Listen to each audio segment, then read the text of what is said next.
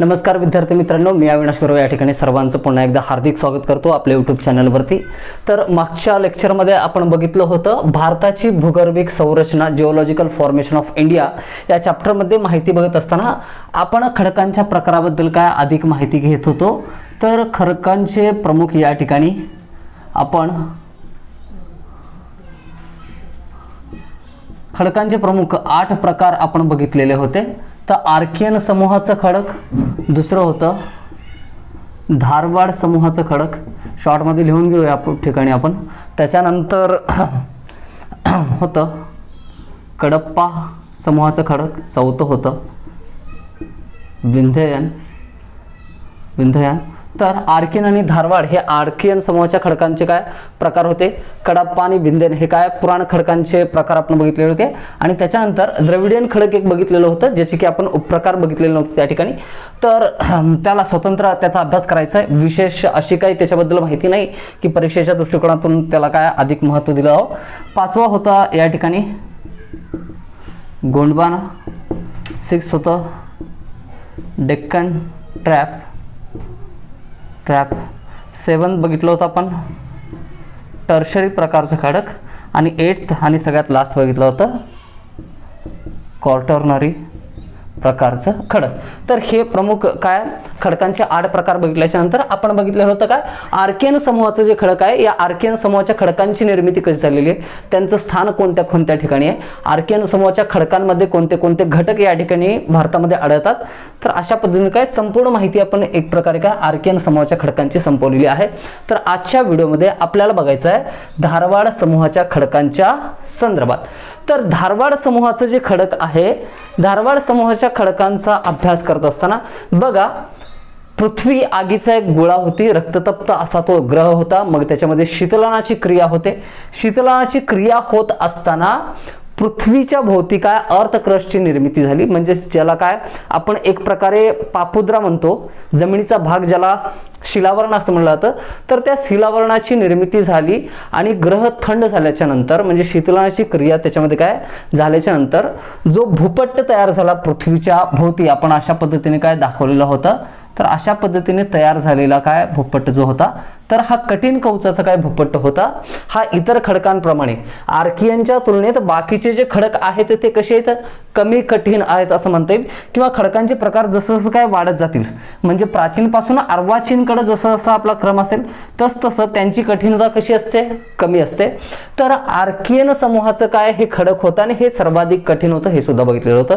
या आर्कियन खडकांमध्ये सर्व धात्विक आणि सर्व अधात्विक तत्वे जेवढं काय पृथ्वीवरती काय मिळतं ते सर्व आर्कियन खडकामध्ये बघा, एक प्रकारे संपूर्ण पृथ्वीचा भूपट्ट या ठिकाणी जो आहे, संपूर्ण जमीन जी आहे ती आर्कियन खडकच असेल, तर मग पृथ्वीवरती आढळणारा प्रत्येक धातू असेल, प्रत्येक अधातू असेल, हे आर्कियन समूहाच्या खडकांमध्ये निश्चितपणे आढळून येईल।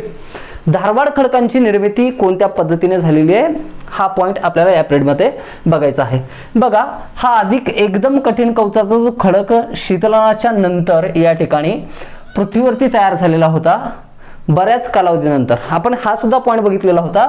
पृथ्वीवरती भारत आपण या ठिकाणी दाखवतो, विषुववृत्ताच्या उत्तरेला 8 अंश उत्तर अक्षवृत्तापासून काय आपण भारताचा विस्तार दाखवतो। मात्र ज्या वेळेस गोंडवाना प्रदेश होता, हा अशा पद्धतीने या गोंडवाना प्रदेशामध्येच आफ्रिकेला लागून असलेला इंडियन प्लेट, म्हणजे काय द्वीपकल्पी भारत जो आहे, तो द्वीपकल्पी भारत अगोदर या ठिकाणी नसून, म्हणजे ज्या वेळेस आर्कियन खडकांची निर्मिती झालेली होती, धारवाड खडकांची निर्मिती झाली, कडप्पा खडक असतील, विंध्ययन खडक असतील, 4 खडकांचे प्रकार इथपर्यंत हे सर्व खडकांची निर्मिती जी आहे, तर ती भारत या ठिकाणी असतानाच झालेली होती। दक्षिण आफ्रिकेला लागून ज्या वेळेस काय इंडियन प्लेट होती, त्याच वेळेस त्या ठिकाणी काय झालेलं आहे, या सर्व खडकांची निर्मिती झालेली आहे, आणि तोपर्यंत त्या ठिकाणी जीवसृष्टी नव्हती, हे सुद्धा आर्कियनमध्ये बघितलेलं होतं। बघा, म्हणजेच धारवाड खडकांची निर्मिती सुद्धा कुठं झालेली आहे, इंडियन प्लेट ज्यावेळेस काय गोंडवाना प्रदेशाला लागून होता त्याच वेळेस काय झालेली आहे, धारवाड खडकांची सुद्धा निर्मिती झालेली आहे। पहिला पॉइंट, तर धारवाड खडकांची निर्मिती ही आर्कियन खडकांपासून काय झालेली आहे। काय हे आर्कियन खडकांपासूनच धारवाड खडकांची निर्मिती झालेली आहे. परीक्षेमध्ये जे जे प्रश्न विचारले गेलेत असे प्रत्येक तथ्य आपण काय काढलेले आहेत, तर त्या पद्धतीने आपण काय एक एक पॉईंट एक एक फॅक्ट त्याच्याबद्दल काय बघत जाऊ. आर्कियन पासूनच काय धारवाड खडकांची निर्मिती झालेली आहे. त्याच्यानंतर धारवाड खडकांची निर्मिती जी आहे, धारवाड खडकांची निर्मिती सुद्धा काय गोंडवाना प्रदेशाचा भाग असताना झालेली आहे. गोंडवाना प्रदेशाचा काय भाग ज्या वेळेस काय इंडियन प्लेट होती त्याच वेळेस झालेली आहे. आता नेमकी कोणत्या प्रकारे, आणखीन एक पॉईंट, आर्कियन खडक जो आहे, आर्कियन खडकांमध्ये आर्कियन हा काय बेस आहे बघा. आर्कियन पासून धारवाडची जरी निर्मिती झाली तरी सुद्धा या ठिकाणी धारवाडचा जो काही बेस असेल, एक प्रकारे काय धारवाड खडकांचा आधार सुद्धा काय असतो, आर्कियन असतो. हे मागच्या पिरियडमध्ये बघितलेलं आहे. जर कोणी तो लेक्चर या ठिकाणी काही न बघता डायरेक्टली हा लेक्चर बघत असतील तर त्यांच्या काय बऱ्याच गोष्टी काय एरोप्लेन घेण्यासारखे काय निघून जातील, समजणार नाही. तर क्रोनोलॉजिकली जो ऑर्डर आहे त्या पद्धतीने तुम्ही काय करा, बघितलात तर जास्त अधिक उचित असेल. प्लेलिस्टमध्ये काय सगळे व्हिडिओ या ठिकाणी काय क्रमानुसार त्यांच्यावरती काय as per their chapter number आपण काय अपलोड केलेले, तर तुम्हाला बघायला त्या ठिकाणी काय सोपं जाईल. आणि सर्व व्हिडिओ पडल्याच्यानंतर परत एकदा आपण त्याला काय सॉर्टिंग व्यवस्थित करणार आहोत. क्रमानुसार तुम्हाला काय होतील व्हिडिओ दिसतील बघा. किंवा या व्हिडिओच्या शेवटी सुद्धा काय करणार आहे मी, त्या ठिकाणी नोटिफिकेशन येईल तुम्हाला, तर डायरेक्टली तुम्ही काय बघू शकता. तर धारवाड हा जो काय खडक आहे तो गोंडवाना प्रदेशाचा जेव्हा भाग होता इंडियन प्लेट त्याच वेळेस धारवाडची निर्मिती झालेली आहे. आता पहिला मूळ प्रश्न, बाकीचे सगळे फॅक्ट निघून येतील. सगळ्यात अगोदर बघू धारवाड खडकांची निर्मिती आर्कियन खडकांपासून कशी तयार झाली. बघा, हा पृथ्वीचा सतह आहे. या ठिकाणी हा जमिनीचा एक तुकडा आपण काय घेतला असा, हा हे खडक आहे. मग हे आर्कियन प्रकारचं खडक आहे या पद्धतीनं. तर म्हणजे एकदम कठीण असा दगड आहे, म्हणजे याच्यामध्ये कोणत्याही प्रकारचे काय भेगा वगैरे पडलेल्या नाहीत. म्हणजे ज्या वेळेस हे आवरण तयार झालं तर त्यावेळेस त्यांच्यामध्ये काय छिद्र वगैरे काही नव्हते. एकदम कठीण कवचाचा सगळ्यात मजबूत असा खडक कोणता होता, आर्कियन प्रकारचा. बघा, ज्या वेळेस पृथ्वी थंड झाली आणि आर्कियन पूर्णपणे बनून तयार झालेली होती त्याच्यानंतर धारवाडची काय निर्मिती होण्यास सुरुवात झालेली आहे. बघा, धारवाड खडक ज्या ठिकाणी ज्यावेळेस पूर्ण थंड झालं तर त्याच्यावरती बाह्यबल पडण्यास सुरुवात झाली. बाह्यबल कोणते कोणते असतील बघा, हवेचा दाब असतो, नेहमी हवा वाहत असते, वारा वाहत असतो. बघा, वाऱ्याचा वेग जेवढा जास्त असतो तेवढ्या मोठ्या प्रमाणात जमिनीची काय होते, धूप होते. आपण काय बघितलेलं आहे. एक चॅप्टर आहे त्याच्यासाठी आपल्याला आणखीन घ्यायचं आहे अनाच्छादन म्हणून. कोणता, डेन्युडेशन ज्याला म्हणतात, अनाच्छादन. अनाच्छादन म्हणजे कोणत्या कोणत्या क्रिया घडतात, अपक्षयाची क्रिया घडते, अपर्धनाची क्रिया घडते, म्हणजे एक प्रकारे काय झीज होते जमिनीची, एवढं लक्षात घ्या. हा सिंपल लँग्वेजमध्ये आपल्याला यांच्या डेफिनेशन्स विचारला जात नाही. अंडरस्टँडिंग महत्त्वाची आहे. कन्सेप्ट ही पॉवर आहे. कन्सेप्ट जर समजली तर कुठलाही क्वेश्चन कसाही होते तुम्हाला त्याचा आन्सर करता येईल. बघा, बाह्यबल म्हणजेच काय, हवेचा दाब जो असतो या हवेच्या दाबाचा परिणाम त्या जमिनीवरती होत असतो. त्याच्यानंतर जे पर्जन्य असतं, पर्जन्याचा परिणाम होतो. पर्जन्य तर काय खूप कालावधीपर्यंत तुम्ही जर काय एखाद्या प्रदेशामध्ये काय पर्जन्य पडत, खूप कालावधीपर्यंत पडायची सुद्धा आवश्यकता नाही. थोडासा कालावधी जर पडला तर डांबरी रस्ते उकडून जातात आपल्या इथले, येतं लक्षात, हायवे उकडून जातात. मग हे तरी काय आर्कियन समूहाचं खडक होतं. हां, तरी काय होणार या ठिकाणी, काय आर्कियन खडक काय होतं या ठिकाणी, काय तुटायला फुटायला सुरुवात होते जेव्हा बाह्यबल कार्य करत असतात. जेव्हा नदी नाले ओढे वाहायला लागतात त्यावेळेस सुद्धा या ठिकाणी काय होतं, हे आर्कियन प्रकारचं कठीण कवचाचं, कितीही कठीण असू द्या. बघा, एका विशिष्ट कालावधीपर्यंत तुम्ही काय लोखंडावरती दोरी जरी घासत राहिलात तरी काय त्याच्यावरती सुद्धा काय वण पडतात. त्या ठिकाणी लोखंडाची सुद्धा काय झीज होते. असं म्हणलं जातं की काय, ओके, आपण तो भाग सोडा, आपण कंटिन्यू करू या ठिकाणी. तर पर्जन्य पडलं, त्याच्यानंतर काय नदी नाले वाहत असतील, त्यानंतर या ठिकाणी काय उष्णता जी असते सूर्याची, या ठिकाणी उष्णता असेल, त्याच्यापासून काय तापमान असेल, या सर्व गोष्टींचा म्हणजे बघा धरातल एकदम उन्हाळ्यामध्ये काय पूर्णपणे काय गरम झालेली आहे. गरम झाल्याच्या नंतर अचानक त्याच्यावरती काय अवकाळी पाऊस पडतो. त्यावेळेस काय होतील तर त्या काय खडकांना काय तडे जायला सुरुवात होतात. अशा पद्धतीने. तर ही क्रिया, हे मेकॅनिझम वेगळं आहे, ते बघायची आवश्यकता नाही सध्या.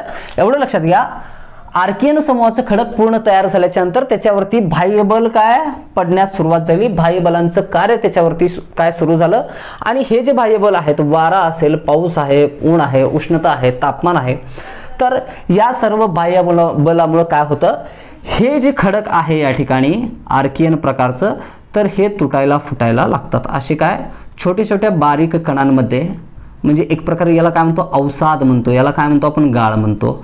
अशा पद्धतीने काय होतं, आर्कियन तुटायला फुटायला लागतं. तर यालाच म्हणतो रूपांतरणाची क्रिया. म्हणजे आर्कियन समूहाच्या खडकाचं काय बाह्यबलामुळे रूपांतर होण्यास सुरुवात झाली. मग या ठिकाणी अनाच्छादन म्हणजे अपक्षय होतं, अपर्दन होतं आर्कियन समूहाच्या खडकांचं, ज्या वेळेस हे मातीचे सर्व कण, आता हे मातीचे सर्व कण म्हणजे काय आर्कियन समूहाचंच खडक आहे आणखीन सुद्धा ते, मात्र आता ते तुटलेल्या फुटलेल्या स्वरूपात आहे. तर अशा पद्धतीने याची धूप होऊन हे मातीचे कण दुसऱ्या ठिकाणी जाऊन ज्यावेळेस काय विस्थापित होतात. आता हे सर्व कण कुठे गेले, या ठिकाणी गेले. तर अशा पद्धतीने काय ही मातीची एक आर्कियन समूहाच्या काय मातीची चादर या ठिकाणी काय पसरवली जाते. त्याच्यानंतर ही क्रिया अविरतपणे चालू असते. या क्रिया ऋतू जसा बदलतो त्यानुसार काय 24/7 टाइम हे चालू असतं. याच्यावरती परत लेअर काय मातीचे पडतात, परत पडतात. तर अशा पद्धतीने लाखो वर्ष, हजारो वर्षांची ही क्रिया जेव्हा चालू असते, एकावरती एक मातीचे थर ज्यावेळेस काय तयार होत असतात, तर खाली असलेली जी माती आहे तर त्याच्यावरती दबाव इतका पडतो, त्याच्यावरती एवढा दाब असतो त्या ठिकाणी की यांचं रूपांतर परत कशामध्ये होतं, खडकांमध्ये होतं. यांचं रूपांतर कशामध्ये होतं, म्हणजे हा जो गाळ या ठिकाणी काय वाहून इथं आलेला होता आणि एकावरती एक थर जमल्यामुळं करोडो वर्षांच्या कालावधीमध्ये काय त्यांचं रूपांतर परत कशामध्ये झालं, खडकांमध्ये झालं. तर हेच खडक काय म्हणून ओळखले जातात, धारवाड समूहाचे खडक म्हणून ओळखले जातात. तर यांनाच काय म्हणतो, फर्स्ट सेडिमेंटरी रॉक्स. आर्कियन पासून तयार झालेले आर्कियन खडकाचं काय झालं, आर्कियन खडकाचं या ठिकाणी आर्कियन खडकाचं अपक्षय झालं, अपर्दन झालं. त्याच्यानुसार त्याचं रूपांतर कशामध्ये झालं, गाळामध्ये रूपांतर झालं, मग त्याचं रूपांतर कशामध्ये झालं, धारवाड खडकांमध्ये. तर अशा पद्धतीने धारवाड खडक जे आहे ते पहिले गाळाचे खडक आहेत, पृथ्वीवरती तयार झालेले पहिले गाळाचे खडक. आर्कियन खडकाची निर्मिती कशी झाली हे तर बघितलंय. आर्कियन पासून काय गाळाची निर्मिती होऊन त्याचं परत खडकांमध्ये रूपांतर झालं, त्याला काय म्हणतो आपण, धारवाड समूहाचं खडक म्हणतो. धारवाड समूहाचे खडक हे काय पहिले गाळाचे खडक, यांनाच अवसादी खडक म्हणतात किंवा यांनाच सेडिमेंटरी रॉक्स असं सुद्धा, सेडिमेंटरी रॉक्स असं सुद्धा यांना म्हणलं जातं. तर हाच पहिला काय फॅक्ट निघून येतो की पहिले सेडिमेंटरी रॉक्स कोणते आहेत, गाळाचे खडक कोणते आहेत. अशाच पद्धतीने गाळाच्या खडकांपासून नंतर कडप्पा, विंध्ययन, गोंडवाना असे काय रूपांतरण होत गेलेले आहे. खडकांचे वेगळे काय प्रकार पडत गेलेले आणि त्यांच्या वैशिष्ट्यांमध्ये सुद्धा काय फरक पडत गेलेला आहे. बघा लॉजिकली तुम्ही आन्सर करू शकता. बघा आर्थिकदृष्ट्या सर्वाधिक संपन्न खडक कोणता असेल, आर्कियन खडक की धारवाड खडक. बघा सिंपल काही गोष्टी मी सांगतो, आन्सर तुमच्या मनामध्ये काय तयार होईल. हा मूवी बघत असताना अर्ध्यामध्ये आल्याच्या नंतर जसं क्लायमॅक्स क्लिअर होतो त्या पद्धतीनुसार आर्कियन समूहाचं खडक आणि धारवाड समूहाचं जे खडक आहे यांच्यामध्ये फरक काय दुसरा कुठलाच नाही. आर्कियन पासूनच काय धारवाड खडकांची निर्मिती झालेली आहे. तर आर्कियन खडकांमध्ये धात्विक खनिजे आढळतात, अधात्विक खनिजे आढळतात, सर्व मूल तत्वे त्या ठिकाणी आढळतात. तर याच आर्कियन खडकांपासून धारवाड खडकांची निर्मिती पहिल्यांदा झालेली आहे. पहिले अवसादी खडक, पहिले गाळाचे खडक आहेत याच्यामध्ये, आणि याच्यामध्ये काय त्यांच्या फॉर्मेशनमध्ये थोडासा चेंज आहे पण त्यांच्या प्रॉपर्टीजमध्ये जास्त चेंज नसणार आहेत त्या ठिकाणी. मग मला सांगा धारवाड खडकांमध्ये सुद्धा काय जे जे धात्विक खनिजे आर्कियनमध्ये आढळतात, जे जे अधात्विक खनिजे आर्कियनमध्ये आढळतात ते सर्व खडक या ठिकाणी काय धारवाड खडकांमध्ये सुद्धा आढळतात. मात्र एक पॉइंट मी सांगितलेला होता, तर त्याचा दुसरा पॉइंट धारवाडच्या बाबतीत काय तयार होतो तो काय करायचा, आठवण्याचा प्रयत्न करायचा. जर मी सांगण्याच्या अगोदर तुम्हाला आठवलं तर तुम्हाला काय कन्सेप्ट पूर्णपणे समजलेली आहे असं म्हणता येईल. आर्कियन खडकांमध्ये सुद्धा सर्व खनिजे आढळतात, मात्र आर्कियन खडक हे खूप कठीण स्वरूपाचं खडक आहे, म्हणून या खडकांमधून उत्खनन करून ते धातू किंवा अधातू मिळवणे कसं आहे, अवघड आहे। मात्र आर्कियन खडकांचं या ठिकाणी मात्र धारवाड खडकांच्या बाबतीत काय पॉईंट सांगता येईल। धारवाड खडक हे कसं आहे, गाळाचं खडक आहे। तर गाळाचं खडक म्हणजेच काय, या ठिकाणी गाळाचं जे खडक आहे तुलनेने धारवाड खडकांचं उत्खनन करणं, बघा आर्कियन खडकांपासून काय या ठिकाणी काय विस्थापित होऊन गाळाचे खडक म्हणून काय धारवाड खडकांची निर्मिती झालेली आहे। आता यांचं उत्खनन करणं खूपच काय सोपं जातं आर्कियनच्या तुलनेत, म्हणून धारवाड खडकांमध्ये सुद्धा काय सर्व काय धातू आणि अधातू खनिजे मिळतात आणि त्यांचं उत्खनन करणं कसं आहे, सोपं आहे। मी सांगण्याच्या अगोदर ज्यांना हे क्लिअर झालेलं होतं त्यांच्यासाठी काय बेस्टच आहे, त्यांचं लक्ष इथं आहे असं म्हणायला हरकत नाही। तर धारवाड खडक हे आर्थिकदृष्ट्या सर्वाधिक संपन्न असे खडक आहेत। जर विचारलं या सर्व 8 प्रकारांपैकी सर्वाधिक आर्थिकदृष्ट्या संपन्न असलेला काय खडक कोणता असेल, तर तो कोणता आहे, धारवाड खडक। पॉइंट काय आहे, आर्थिकदृष्ट्या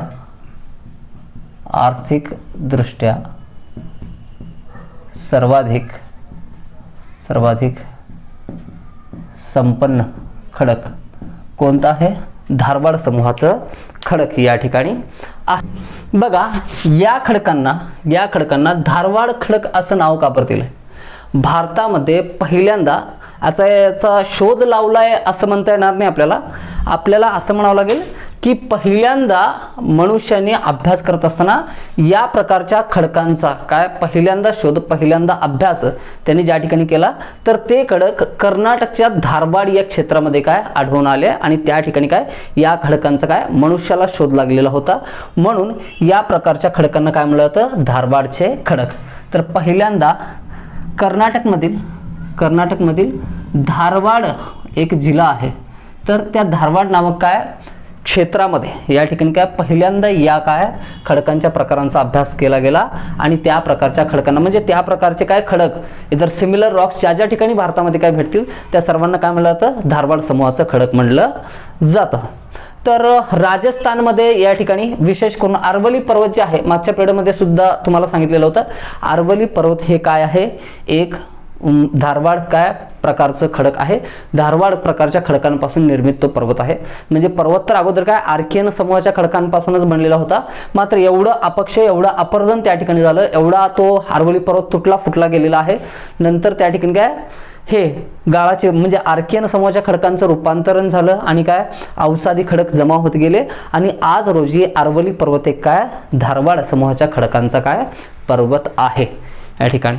तर त्याच्यानंतर आपल्याला बघायचं आणि तो जो अरवली पर्वताच्या आजूबाजूचा जो क्षेत्र आहे आणखीन सुद्धा काय बाकीचा प्रदेश आर्कियन समूहाच्या खडकांचा बनलेला आहे। असं नाही की सगळीकडेच काय सगळ्याच आर्कियन खडकांचं काय रूपांतरण अशा पद्धतीने धारवाड खडकांमध्ये झालेलं आहे। अजून सुद्धा बऱ्याच ठिकाणी आपण काय 2/3 पार्ट ऑफ द या ठिकाणी काय भारतीय द्वीपकल्प हे बघितलेलं होतं। तर भारतीय द्वीपकल्पावरील हा जो काय 2/3 भाग जो आहे तो आज सुद्धा काय आर्कियन समूहाच्या काय खडकांपासून काय बनलेला आहे हे आपण पॉइंट काय केले त्या ठिकाणी बघितलेलं आहे। याच्यानंतर ज्या आता आर्कियन पासून जर धारवाड खडकांची निर्मिती झालेली असेल तर धारवाड खडकांचं स्थान नेमकं कुठं असेल।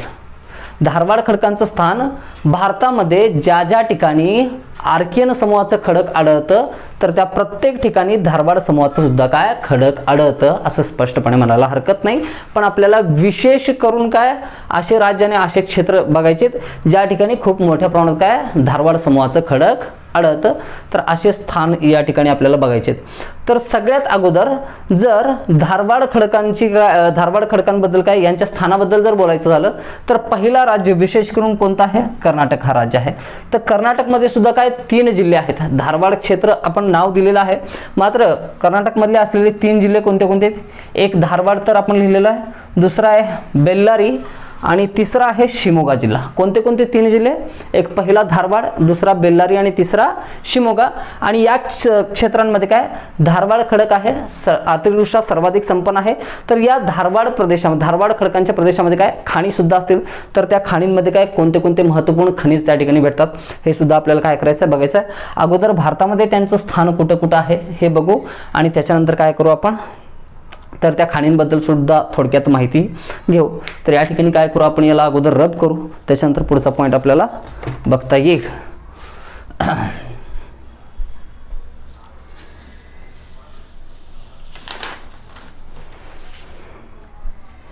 तर एक रफ डायग्राम कोणत्या पद्धतीने काढली जाते हे तुम्हाला काय मागच्या पिरियडमध्ये सांगितलेलं आहे. परत परत काढत राहायचं. बघा, सराव करणे हा सगळ्यात उत्तम पर्याय आहे.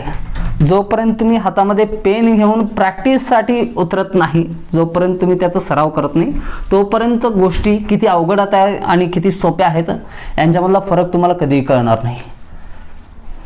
बघा, फक्त पुस्तक डोळ्यासमोर घेऊन कधी काय अभ्यास पूर्ण होत नाही. बघा, अशा पद्धतीने काय म्हणजे आता एक रफ डायग्राम काढत असताना या ठिकाणी तुम्हाला सांगितलेलं होतं की कोणते राज्य कोणत्या इतर राज्यांसोबत काय सीमा बनवतात एवढं तुमच्या लक्षात येणं आवश्यक आहे. हा एक आयडियल स्टँडर्ड मॅप आपल्याला काय काढायचं नाही. एक प्रकारे असं काढता येईल आपल्याला.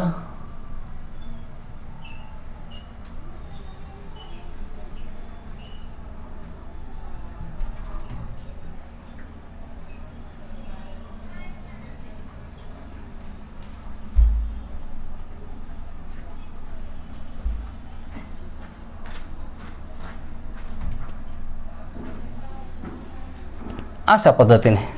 तर हा झाला काय दक्षिणेकडील काय भारत.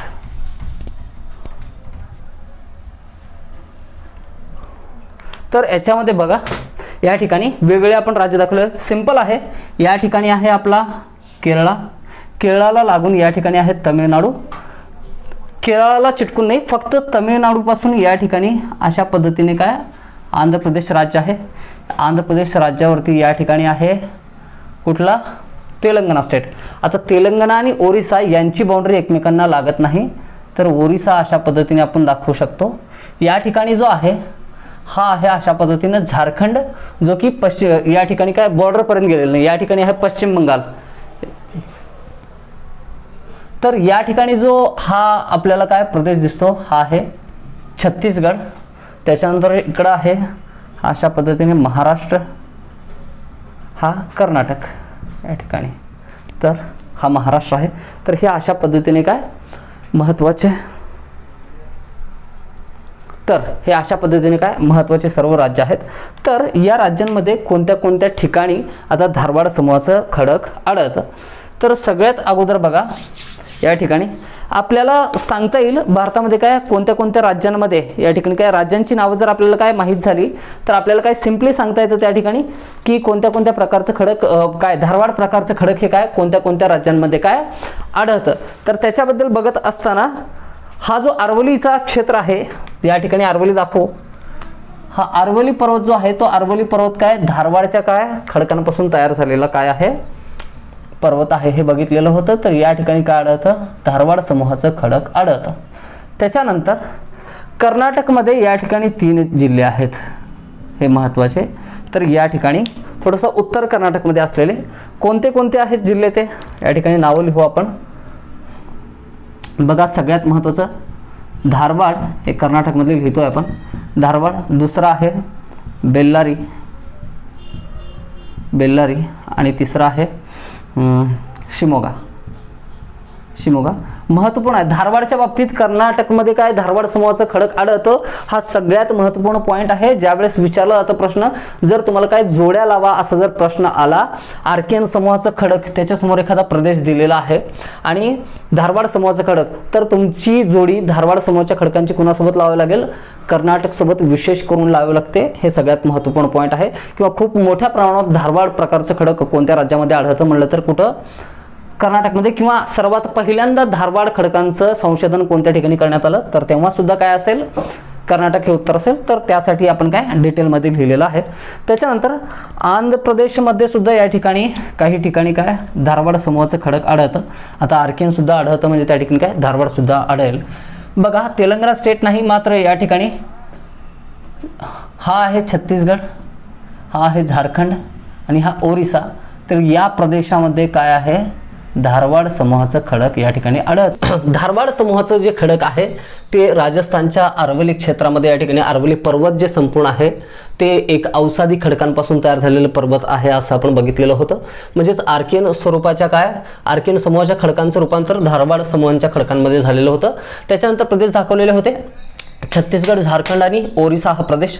आंध्र प्रदेशमध्ये सुद्धा त्या ठिकाणी वितरण आहे धारवाड खडकाचं.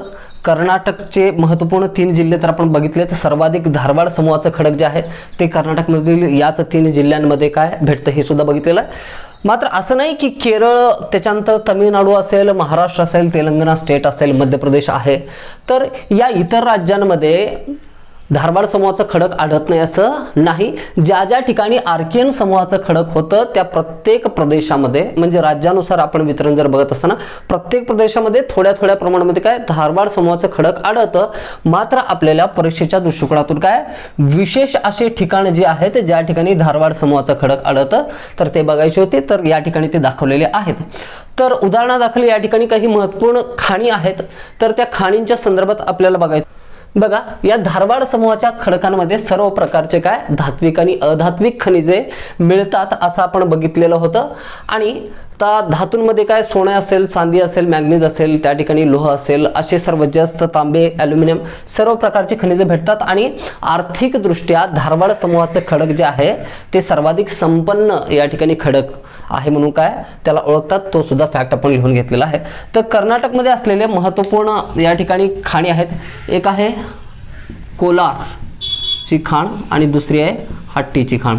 आता हे तेच कोलार आहे जे KGF या मूवीमध्ये तुम्ही बघितलेलं असेल. सोन्याची खाण जी होती कोलार गोल्डफिल्ड, एक KGF नावाचं मूवी तुम्ही बघितलेलं असेल सुपरस्टार यशचं, तर हेच या ठिकाणी काय कोलार गोल्डफिल्ड म्हणून ओळखलं जातं. तर हे कोलार जी खाण आहे कर्नाटकमधली त्या ठिकाणी काय प्राप्त केलं जाते सोने प्राप्त केले जाते.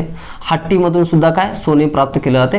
तर भारतामधील हे काय 2 सर्वात मोठ्या खाणी आहेत ज्या ठिकाणातून काय सोन्याचं उत्खनन केलं जातं, सोना हा धातू काय मिळवला जातो. बघा, कर्नाटकमधील कोलार आणि हट्टी हे खाणक्षेत्र जे आहेत यांच्या व्यतिरिक्त बेल्लारी हे सुद्धा एक खाणक्षेत्र आहे ज्या ठिकाणातून काय लोह खनिज प्राप्त केलं जातं. आणि आणखीन एक आहे चिकमंगळूर,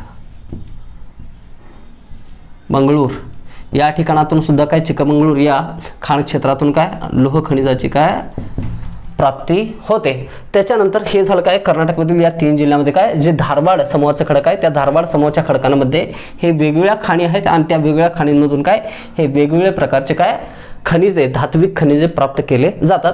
त्याच्यानंतर आपण बघितलं होतं कर्नाटकच्या नंतर विशेष करून छत्तीसगड, झारखंड आणि ओरिसामध्ये धारवाड समूहाच्या खडकांचा विस्तार आहे. तर उदाहरणादाखल बघायचं झालं तर या ठिकाणी झारखंडचा जो प्रदेश आहे झारखंडमध्ये 2 खाणी आहेत. झारखंडमध्ये हे कर्नाटक होतं. झारखंडमध्ये काय 2 महत्त्वपूर्ण खाणी आहेत. एक सिंगभूम आणि सिंगभूम खाणक्षेत्र आणि हजारीबाग खाणक्षेत्र. तर या 2ही क्षेत्रांमधून लोह खनिजाची काय केली जाते या ठिकाणी लोह खनिज मिळवलं जातं किंवा त्याचं उत्खनन केलं जातं. त्याच्यानंतर ओरिसामध्ये या ठिकाणी 2 क्षेत्र आहेत. ओरिसामधले 2 आपण हे सर्व धारवाड खडकांच्या संदर्भात पॉईंट्स बघतो हे लक्षात ठेवा त्या ठिकाणी. तर ओरिसामध्ये आहे संबळपूर आणि ओरिसामध्ये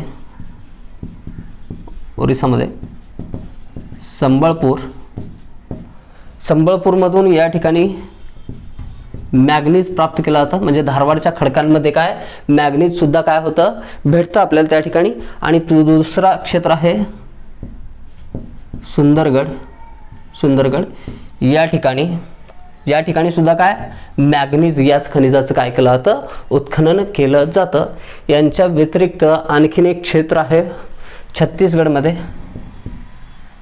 तर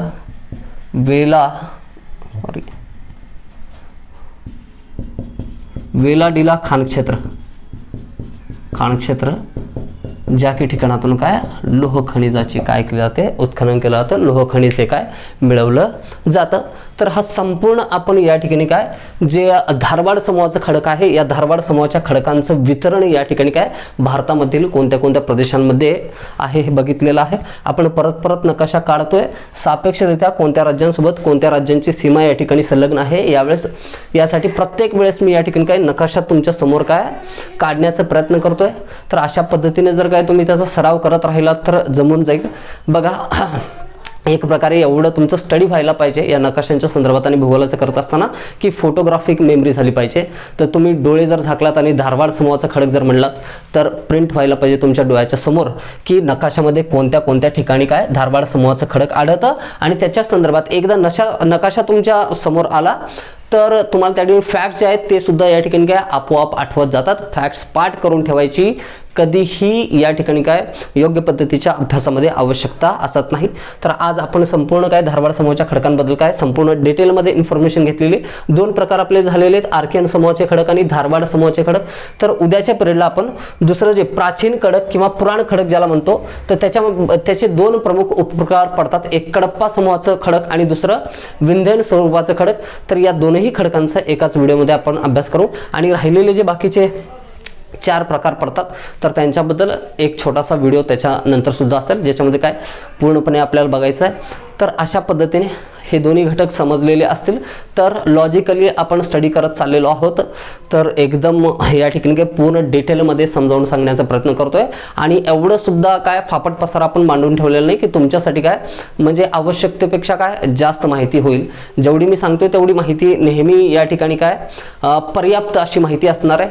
तर शेवटी आपला ज्यावेळेस काय घटक पूर्ण अभ्यास करून होईल म्हणजे क्वार्टरनरी स्वरूपाचे खडक जे आहेत त्यांचा अभ्यास झाल्याच्या नंतर जे प्रश्न आहेत ते प्रश्न सुद्धा आपण काय थोडक्यामध्ये बघणार आहोत की कोणते कोणते प्रश्न आजपर्यंत या टॉपिकवरती विचारले गेलेले जेणेकरून या टॉपिकचं महत्त्व काय ते तुम्हाला समजेल. तर आजच्या पिरियडमध्ये याच ठिकाणी थांबू. पुन्हा एकदा चांगल्या व्हिडिओसोबत काय आपण भेटू. तर तोपर्यंत विश्रांती घ्या, घरी राहा, सुरक्षित राहा. थँक्यू.